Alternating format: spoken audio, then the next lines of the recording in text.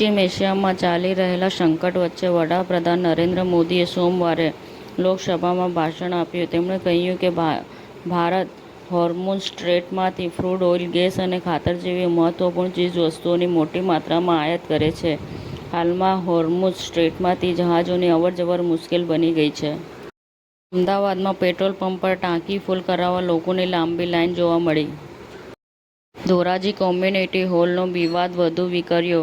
પ્રધાનમંત્રી સુધી રજૂઆત થઈ. અજમલ દુબઈએ રણવીર સિંહને બ્રાન્ડ એમ્બેસેડર તરીકે જાહેર કર્યો. Your unseen power campaign launch કર્યું.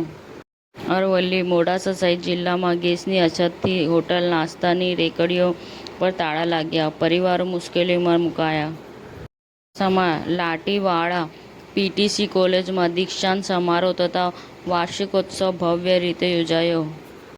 અરવલ્લી જિલ્લામાં ઈદ ઉલ ફિત્રની ઉમંગભેર ઉજવણી. મોડાસા ટિટોઈમાં નમાઝ અદા કરાઈ.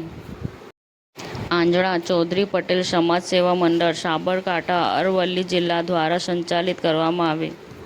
નેશનલ મેડિકોઝ ઓર્ગેનાઇઝેશન દ્વારા એકતાનગરથી વડોદરા સુધી સ્વામી વિવેકાનંદ સ્વસ્થ જીવનશૈલી જાગૃતતા સાયકલ યાત્રાનું આયોજન.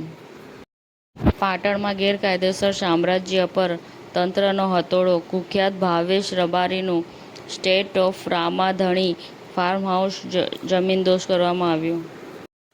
સમાચાર ટુડે ન્યૂઝ ચેનલની ટીમ અને જે સત્ય છે તે જ બતાવશે.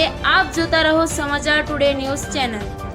ગુજરાતની ધરતીનું ગુજરાતીઓ માટે જ, એટલે કે સમાચાર ટુડે ન્યૂઝ.